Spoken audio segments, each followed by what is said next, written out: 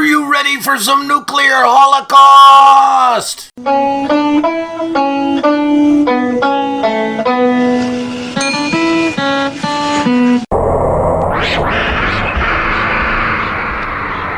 poor! Hey, poor! Hey, poor! You don't have to be poor anymore! Jesus is here! The loudspeaker spoke up and said, Christianity is stupid.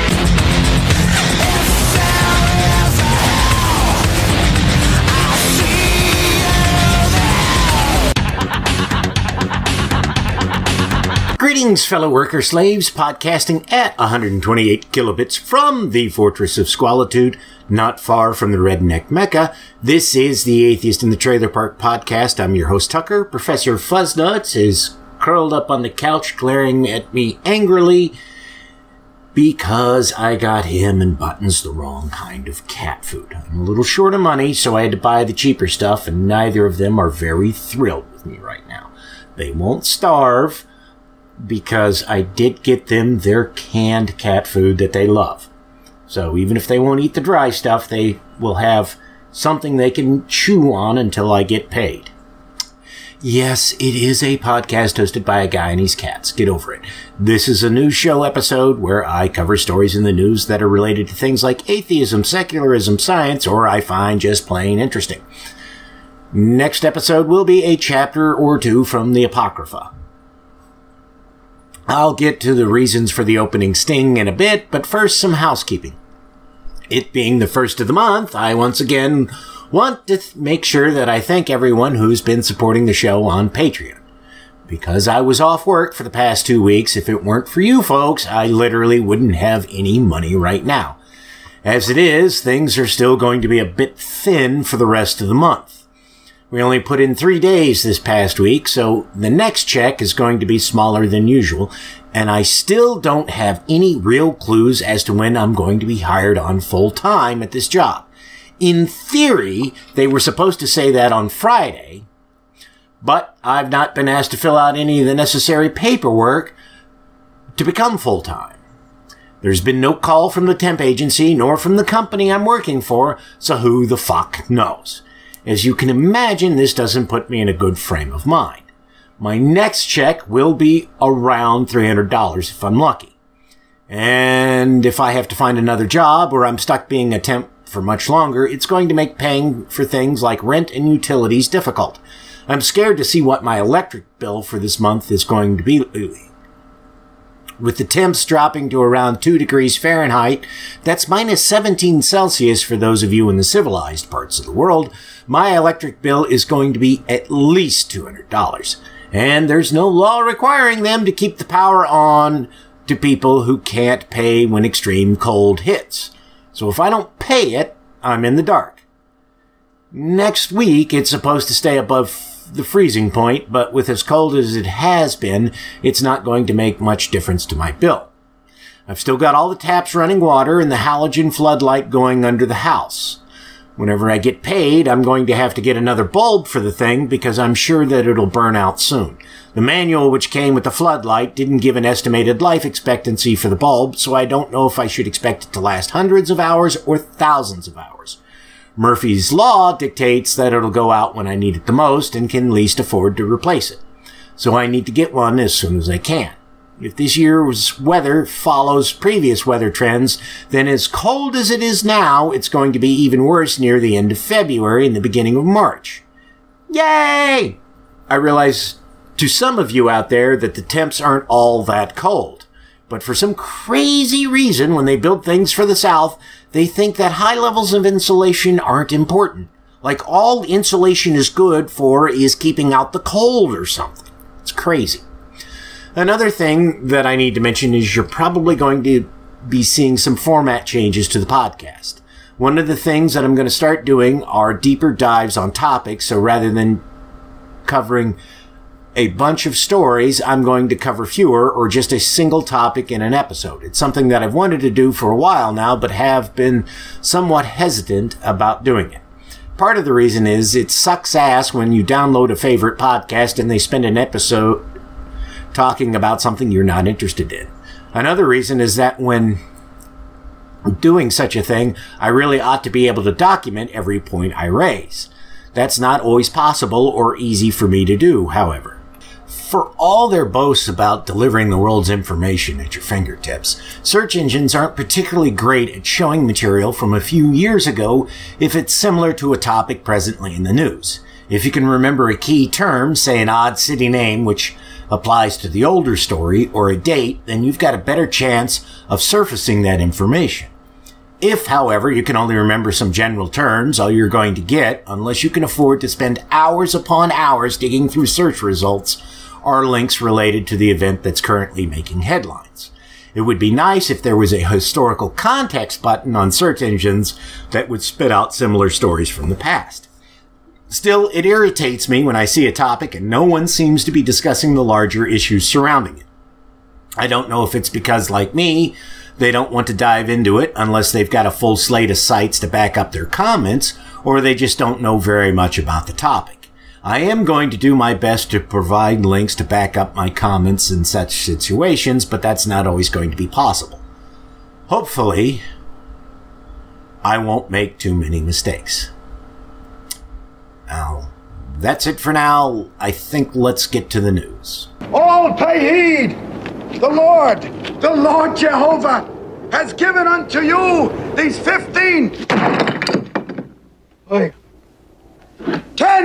10 commandments for all to obey.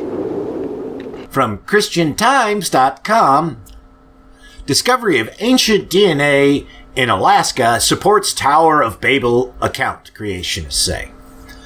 Two Harvard-trained creationist researchers are claiming that the discovery of ancient human genetic material in Alaska corroborates the biblical account of human mass migration from the Tower of Babel. According to a study published in the journal Nature on January 3rd, genome extracted from the remains of an infant girl buried in central Alaska 11,500 years ago indicates that there has been a mass migration of people from East Asia across a frozen land bridge to North America. A team of researchers led by geneticist Eske Willersley of the University of Copenhagen and the University of Cambridge in the United Kingdom sequenced the infant's DNA and compared it to that of modern Native Americans, as well as to other ancient and living people across Eurasia and the Americas. The researchers noted that the infant's group was most closely related to modern Native Americans, but not a direct ancestor. The team believes that the infant's group and modern Native Americans shared common ancestry with people who crossed from Asia to North America through a land bridge called Beringia some 25,000 years ago. Now, that is the oldest date I have seen put for human migration in such a situation. Generally, they keep to around the 12,000 year mark. They will say that there is some evidence that it may have been older, but this is an assertive 25,000 years ago. I find that interesting, considering the other shit they claim, as I will get to now. Nathaniel Jeanson, a Harvard-trained research biologist with answers in Genesis, aka Kim Ham's con job, believes that the dating of the infant girl's DNA was not accurate. However, he said that the other details of the discovery support the Genesis 11 account of mass migration after the attempt to build the Tower of Babel. He contended that the study is more evidence for people in the Americas from Asia, East Asia, Central Asia, and is consistent with Scripture. Okay, let's just stop right there. Let me make it clear what's going on here. There's a study done by respected European scientists which sheds light on the genetic makeup of some of the first humans to inhabit the Americas. This is a fact. Christian Times, however, is quoting a pair of creationists who are spinning the results to claim that it proves the story of the Tower of Babel and young Earth creationism. I need to point out that one of the other paleontologists quoted later on in the article had famed biologist Stephen Jay Gould as his thesis advisor. Gould even fought for Kurt Wise, that's the other guy, to get his doctorate over the objections of others on the doctorate committee who felt that Wise's creationist views meant that he couldn't do accurate science. Harvard really should revoke the degrees of Wise and Jensen because they're using the fact that they went to Harvard to lend credibility to their nonsensical views.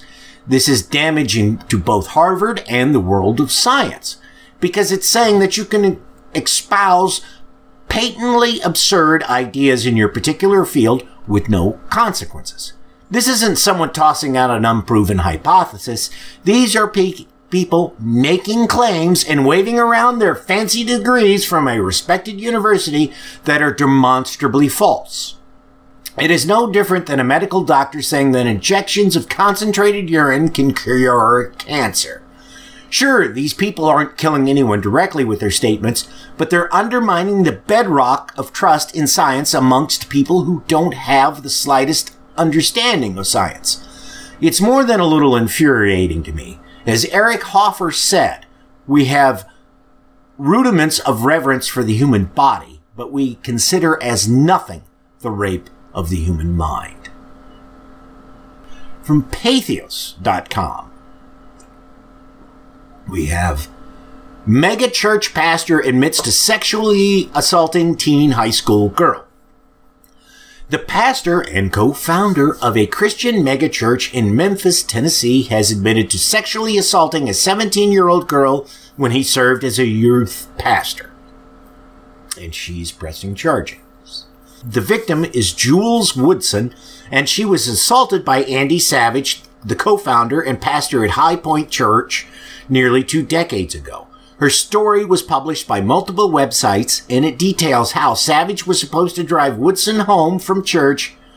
Instead, he drove her to a deserted back road where he sexually assaulted her.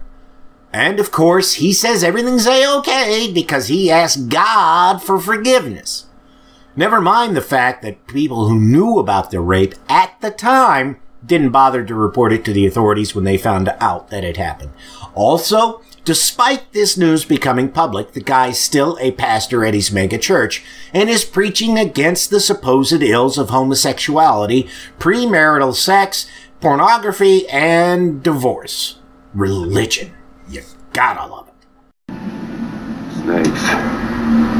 Why did it have to be snakes? Asps. Very dangerous. Go first. From AJC.com, archaeologists find 2,700-year-old governor of Jerusalem seal impression. Israeli archaeologists unveiled a 2,700-year-old clay seal impression they believe belonged to a biblical governor of Jerusalem, Reuters reported Monday.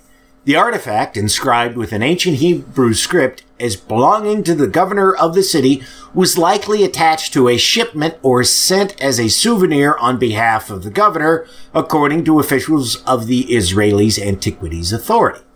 It was discovered near the Plaza of Judaism's Western Wall in the Old City of Jerusalem, Reuters reported. The impression is the size of a small coin, Reuters reported. It shows 2 men standing facing each other in a mirror-like manner and wearing striped garments reaching to their knees. It supports the biblical rendering of the existence of a governor of the city of Jerusalem 2,700 years ago, an Antiquities Authority statement quoted excavator Shlomit Wexler Wodola as saying.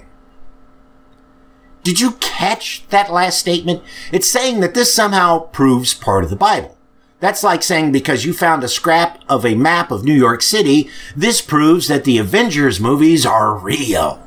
There's nothing on the seal which gives the name of the governor, and even if it did, that would do nothing to prove the veracity of the Bible. Because again, You can point to real-life figures who've appeared in Avengers comic books, if not the movies, and say that this somehow proves that the Avengers are real. This is the unconscious way that religions worm their way into people's minds. Comments like this are absorbed by people who think that it somehow validates the whole of the Bible.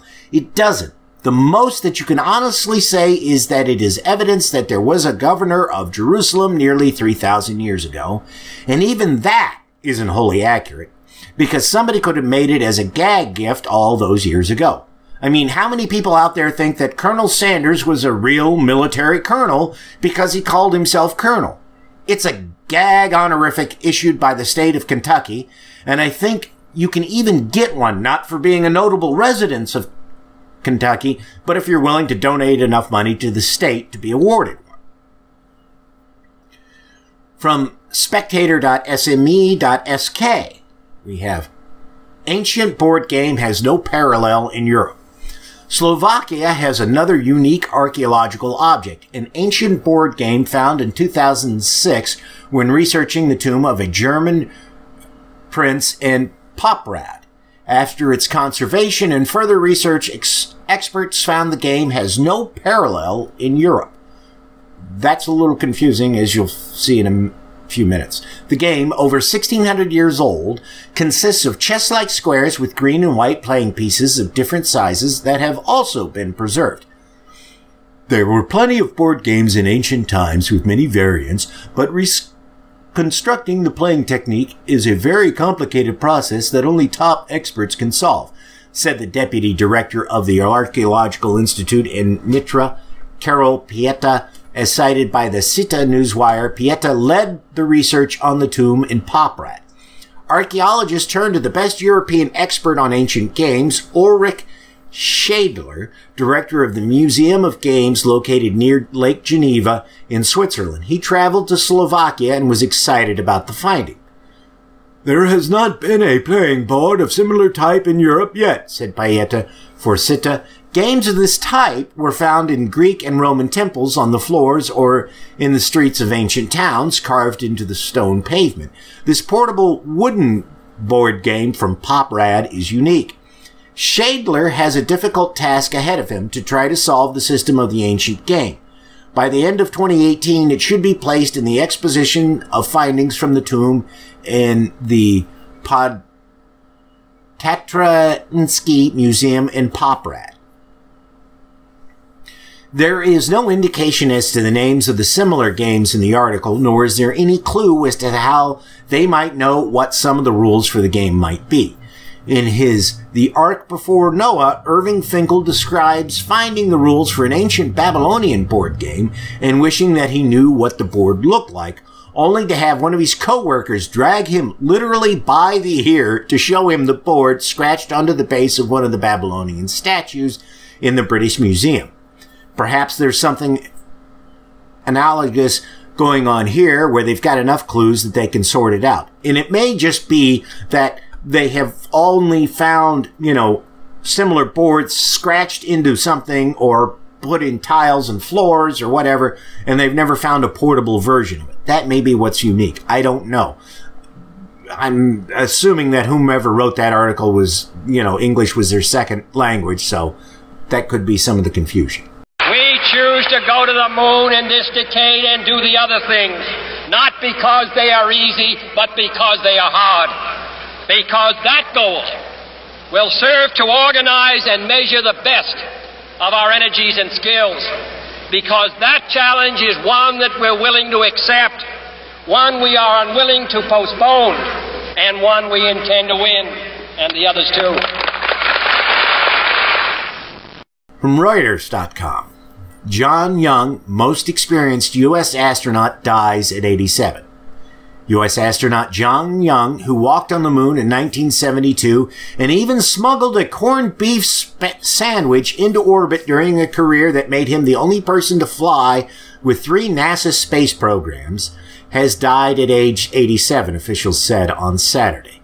Young, who went to space 6 times, died on Friday night at his home in Houston following complications from pneumonia, National Aeronautics and Space Administration spokesman Allard Butel said in an email. The former U.S. Navy test pilot was the 9th person to set foot on the moon, an experience shared by 3 others after Young. He eventually became one of the most accomplished astronauts in the history of the U.S. space program. I don't really have anything much to say about this. It's always a shame to lose one's heroes, and I hope that before the last of the Apollo astronauts leaves us, they at least get to see another human walk on the moon or Mars. That was the most offensive science report I've ever heard. How could you do such a thing? Beavis helped me. From the independent.co.uk, chocolate is on track to go extinct in 40 years. Now, let me start by saying that's a bit of a sensationalist headline, but not by much. To quote from the article, cacao plants are slated to disappear by as early as 2050 thanks to warmer temperatures and drier weather conditions. Scientists at the University of California are teaming up with Mars Company to try to save the crop before it's too late. They're exploring the possibility of using the gene editing technology CRISPR to make crops that can survive the new challenges. Beyond the glittery glass and sandstone walls of the University of California's new Biosciences building, rows of tiny green cacao seedlings in refrigerated greenhouses await Judgment Day. Under the watchful eye of Myung-Ji Cho, director of plant genomics at an institute that's working with food and candy company Mars, the plants will be transformed. If all goes well, these tiny seedlings will soon be capable of surviving and thriving in the drier, warmer climate that is sending chills through the spines of farmers across the globe. It is all thanks to a new technology called CRISPR, which allows for tiny, precise tweaks to DNA that were never possible before. These tweaks are already being used to make crops cheaper and more reliable. But their most important use may be in the developing world, where many of the plants that people rely on to avoid starvation are threatened by the impacts of climate change, including more pests and a lack of water. Cacao plants occupy a precarious position on the globe. They can only grow within a narrow strip of rainforested land, roughly 20 degrees north and south of the equator, where temperature, rain, and humidity all stay relatively constant throughout the year. Over half the world's chocolate now comes from just 2 countries in West Africa, Côte d'Ivoire and Ghana. Now, ignore the bit about CRISPR for the moment. The truth is that chocolate can be grown elsewhere in the world if you grow it in a greenhouse. There are starting to appear what are known as container farms, along with the concept of what's called vertical farming. These are automated hydroponic greenhouses which can grow a number of different crops. Apparently, they're popping up in cities like Los Angeles and surprisingly can produce crops cheaper than conventional farming. With a crop as valuable as chocolate, you can expect that vertical farming will be used to save the plants even if CRISPR fails. It will be interesting to see what happens, what with all the anti-GMO hysteria out there, if the GMO versions of chocolate are vastly cheaper than the non-GMO vertically farmed chocolates. Are people still going to opt for the non-GMO stuff? Or are they going to decide that maybe this whole GMO business isn't quite as bad as they thought? And it'll be interesting to see if they say, hey, why not see if we can't get chocolate to grow in broader climates so we're not just limited to growing it in like Africa and South America and places like that? Who knows? From ibtimes.com. Virtual reality revolution? Single meta lens can focus entire spectrum of light together. Lenses have come a long way from chunky old bifocals to tiny modern-day contact lenses, but all the lenses we encounter and use in our day-to-day life are either concave or convex. These curved, transparent materials help us see better and are an integral part of optical technology like cameras. Now, scientists have created meta-lenses, lenses with flat surfaces that have embedded nanostructures that help focus light, which are much smaller and easier to make than conventional lenses. That is hugely surprising there, that they're easier to make than a conventional lens. Though these lenses broke on the scene a couple of years ago in 2016, there have been some limitations that have kept them from taking over the market. These meta-lenses remained limited in the spectrum of light that they can focus on well. A team of researchers at the Harvard John A. Paulson School of Engineering and Applied Sciences has developed the first single flat lens that can focus the entire spectrum of light, including white light, in the same spot in high resolution.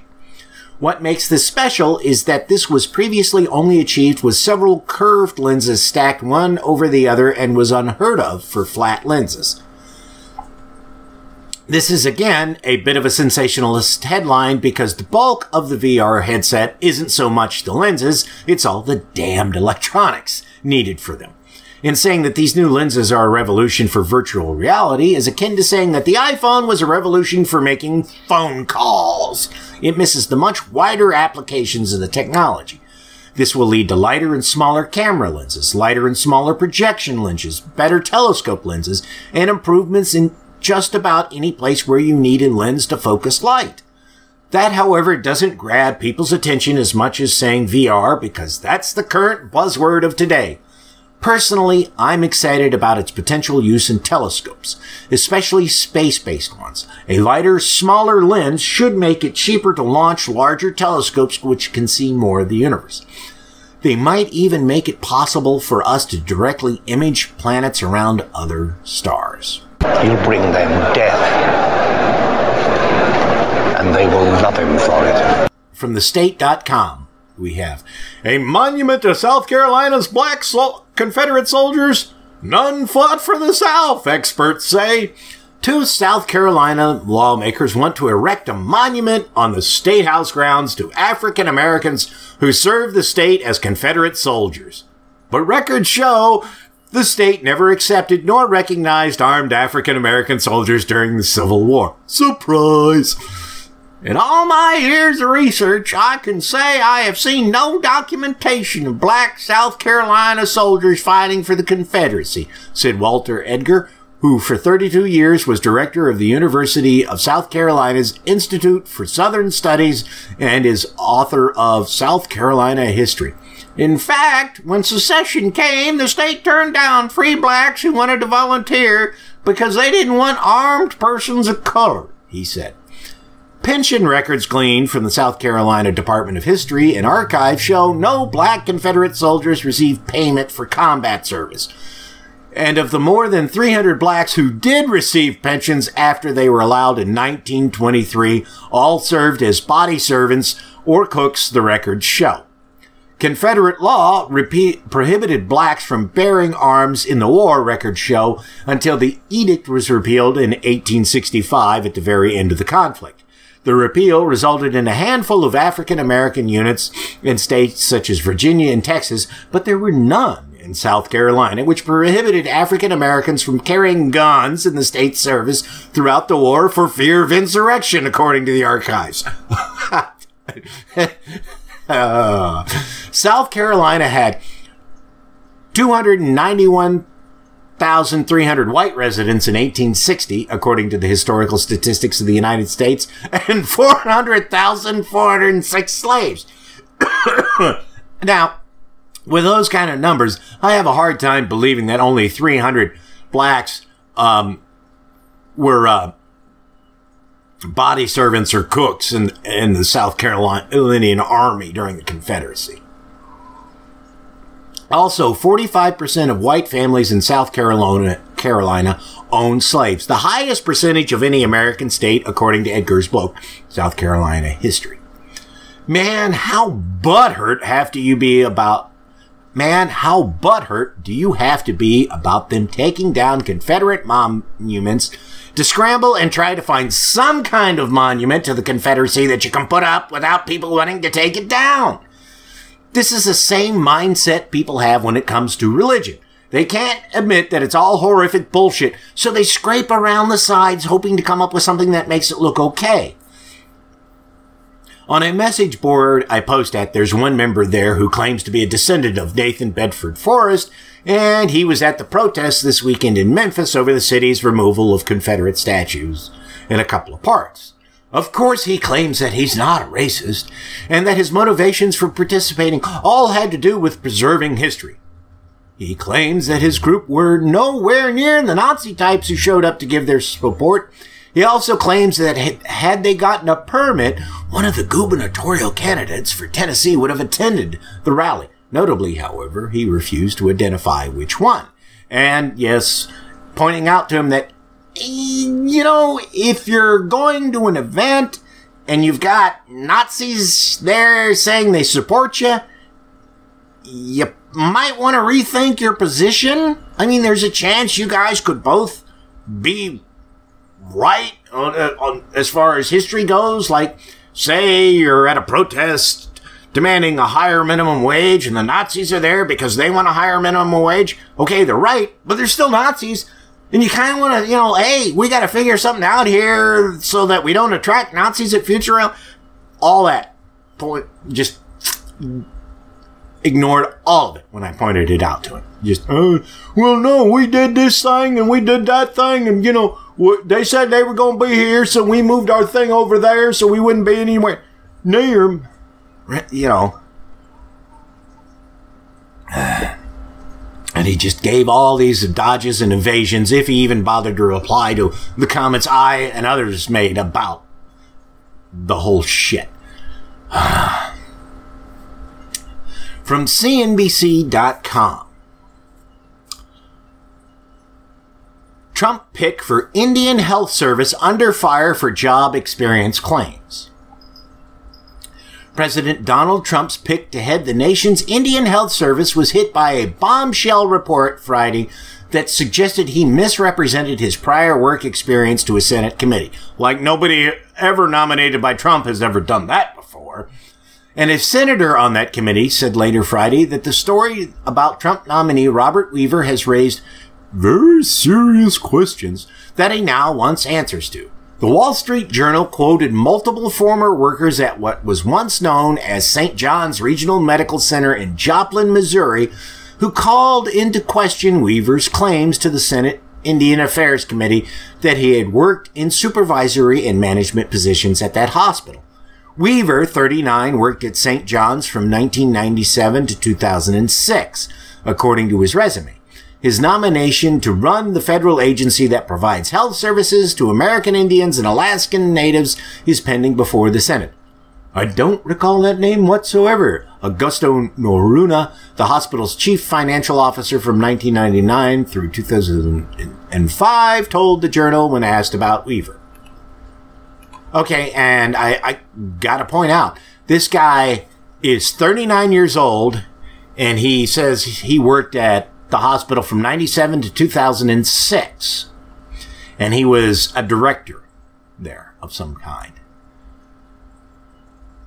He would have started at the hospital when he was 19 and left when he was 28, 29. I cannot imagine anybody in a senior management position that young of age. But anyways, this is the kind of behind-the-scenes damage that Trump is doing to our government. The best anyone can figure out is that Weaver was the guy who worked in registration. Meaning when you went to the hospital, he's the guy who checked you in. The highest position he seems to have held there would be shift supervisor over registration. If he even worked there at all, and they're still not certain about this. This guy is no way remotely qualified to run the department he was nominated for. And I know that people like it, and I know that people like to claim that plenty of folks who lack qualifications on paper often rise to the occasion when given an opportunity. But this isn't the kind of thing that you want to fuck around with. I mean, sure, a guy could go to the library and read all kinds of medical textbooks, but would you want him to operate on you without having been to medical school? I don't think so. Thankfully, it looks like that enough people in Congress have misgivings about this guy's qualification that he's unlikely to be approved. Wish we could say the same about Trump's other appointments. And on a related note, we have this from the WashingtonPost.com. FCC Chairman Ajit Pai is canceling his CES trip purportedly over security concerns. The chairman of the Federal Communications Commission, Ajit Pai, will not be making a customary appearance at the annual Consumer Electronics Show in Las Vegas, the agency said Thursday. The chairman will not be attending CES, said Brian Hart, an FCC spokesman. Pai canceled his plans because of security concerns, according to an agency official who spoke on the condition of anonymity, to be candid. The exact nature of the concerns was not immediately clear, and Hart declined to comment on security measures or concerns. The fuckstick has been getting death threats since he killed net neutrality and is afraid to show up at the biggest tech convention in the U.S. because he knows he'll get his ass handed to him by the bulk of the attendees. I'm not going to comment any more on this because I don't want the Secret Service showing up at my door.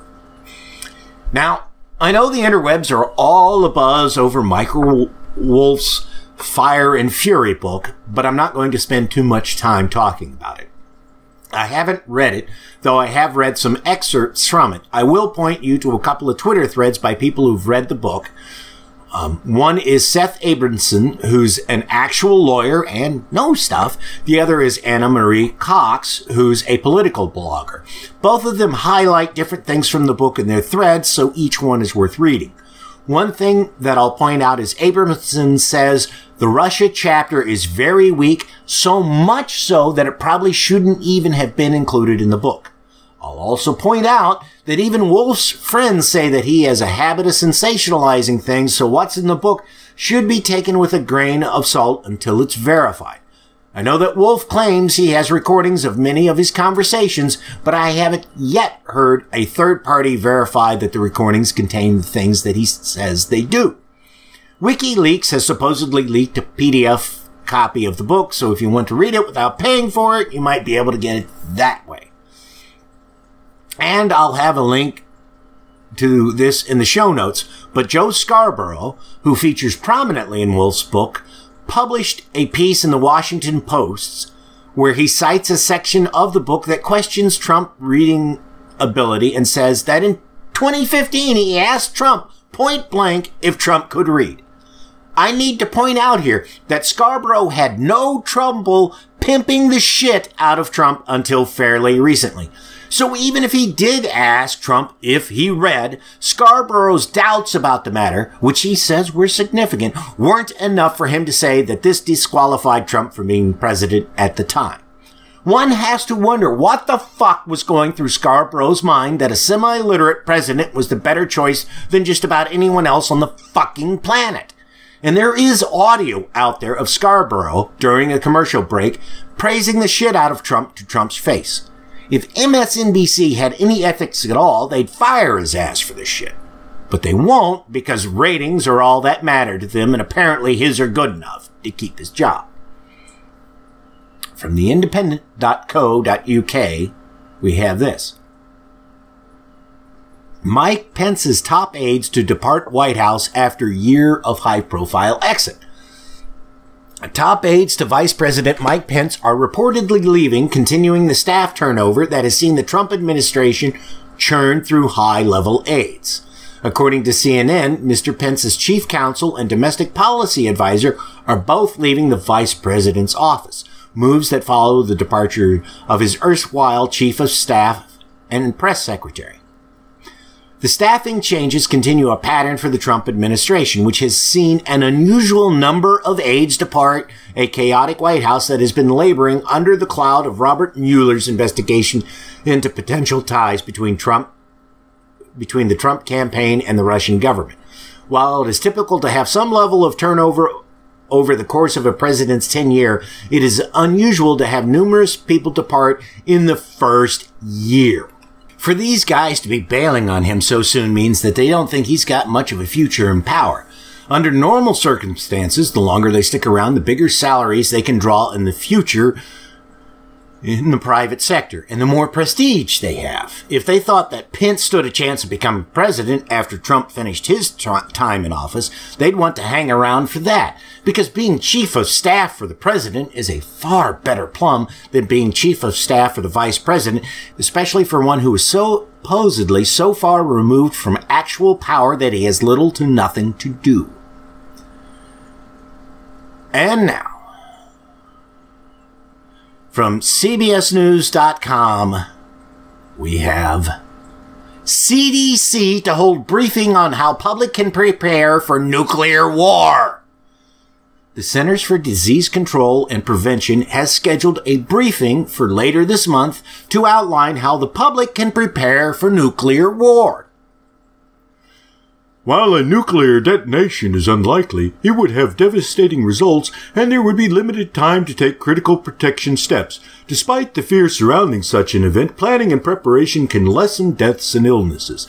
The notice about the January 16th briefing says on the CDC's website, which features a photo of a mushroom cloud. Oh, that's so reassuring.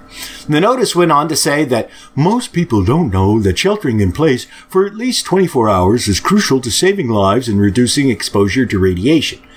Two of the people presenting at the briefing specialize in radiation studies. Robert Whitcomb is the chief of the Radiation Studies branch at the CDC's National Center for Environmental Health, and Captain Michael Noska is the Radiation Safety Officer and Senior Advisor for Health Physics at the Food and Drug Administration.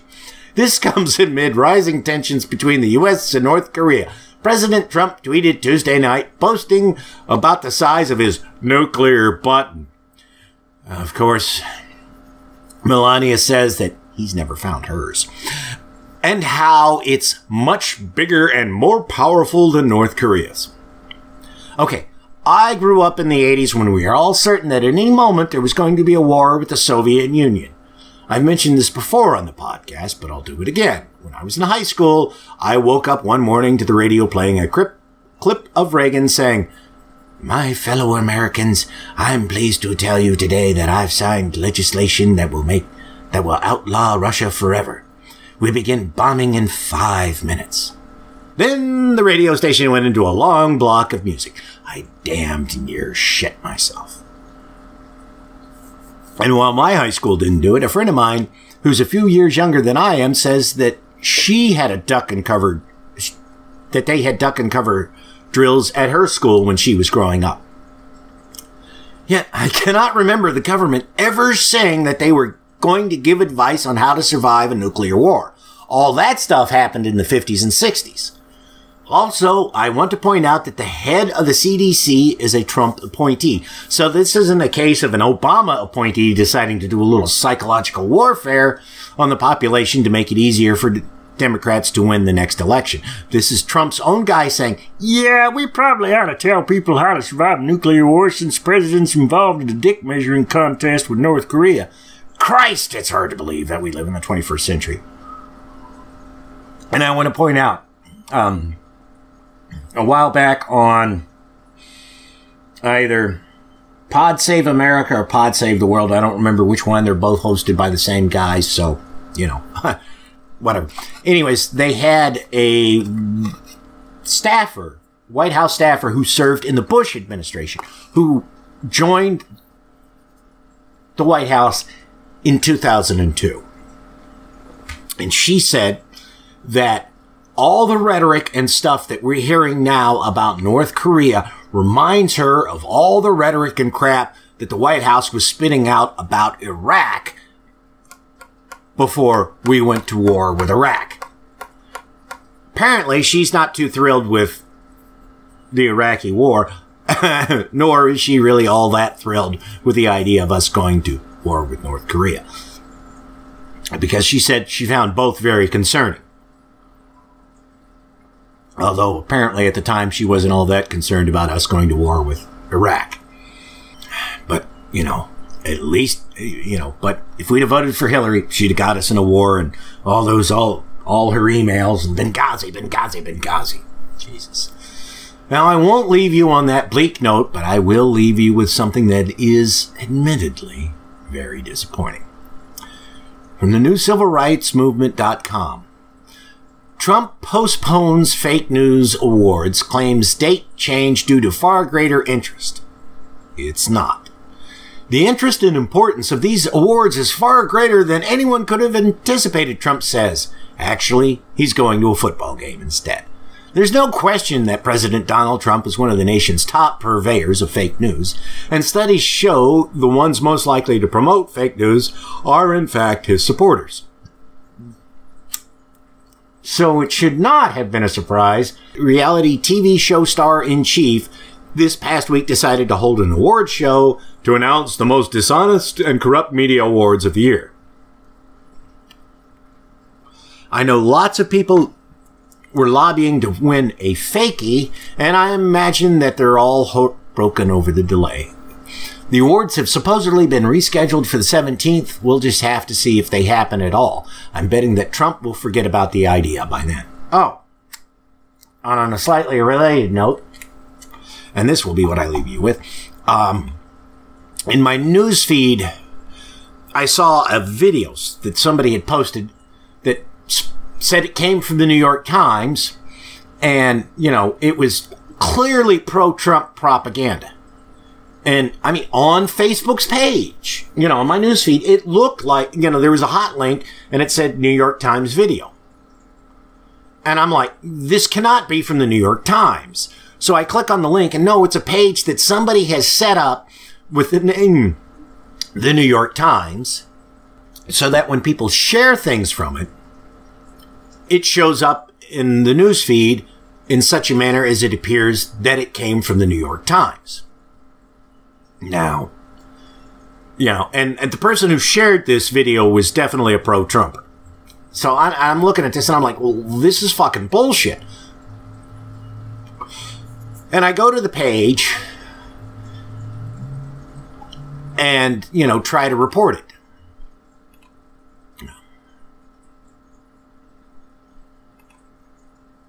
And there's all kinds of things in the drop-down box, but there is one that says, I think this is a scam. So I click on that, because it is a scam. Facebook's response is, we're sorry you had this experience. Let us show you how to hide this page so you don't see it. I'm like, no, that's not what should be done here. This thing should be gone away with because it gives false impression, feeding to the people who, you know, most believe fake news that, yes, the New York Times is against Hillary Clinton when they are, whatever their opinion about her is, it is nowhere near as scathing as what this article, you know, this video claimed. So I reported it as hate speech because that was the only thing I could find that would get it registered to them that, hey, this is something that needs to be dealt with. I also notified the New York Times, said, hey, this page is masquerading to you as on Facebook. You guys need to report it. Well, the message I got back from Facebook was, it's not hate speech, so we're not taking it down. Although I guess when the New York Times reported it, it did get taken down because it's no longer there. I have to admit that it's rather infuriating that it was so awkward to get that dealt with, that I had to go to a third party and say, hey, you need to do something about this because it's, you know, copyright infringement. And you would think that with all the bad PR Facebook has gotten over fake news being propagated on their site, they would do something to make it easier to report things. No. I mean, granted, they did do that one thing where you could check off all this story is fake news, whatever, and it backfired and caused more attention. But still, it's like, all the time I get these friend requests that are obviously from porn sites. And literally, you know, the only thing different about these friend requests are the name and the photograph. And sometimes not even the photograph. They all have this, you know, and, you know, they all have the same basic text of, oh, I'm a young, nubile, 21-year-old who likes to click on this link to see my videos. And then you have to jump through all kinds of hoops to report it to Facebook as being fake, which I do, instead of just being able to say, okay, this is a fake account, click done. That should be what it, nope, you've got to click, well, this is, you know, this thing here, this thing here, this thing here. Oh, it's a fake account. What do you want to do? Do you want to report it to us? Well, yeah, that's why I clicked on all this shit, you idiots. But of course, they don't want to automate the process because that slows down their growth on paper. Because they have to show that they're growing to keep the stock market happy, so they keep getting lots and lots of money. I will have a very long rant about that kind of thing in the near future. All right, I've got to get out of here. I've got to prep my dinner for work and do a few other things. That's it for this episode of The Atheist in the Trailer Park Podcast. You can subscribe to the show on iTunes, Stitcher, as well as just about anywhere else podcasts can be found. Many of the episodes are also on YouTube. Follow the show on Twitter. @TParkAtheist is the show's Twitter handle. It's on Facebook at facebook.com/trailerparkatheist.com. If you happen to like the podcast, please rate it on iTunes. If you'd like to support the podcast, there's a donate button on the show notes page. You can support it via Patreon at patreon.com/TNTucker. Thanks for listening. Say goodnight, Fuzz-Nuts. All I know is this violates every canon of respectable broadcasting. Damned cat.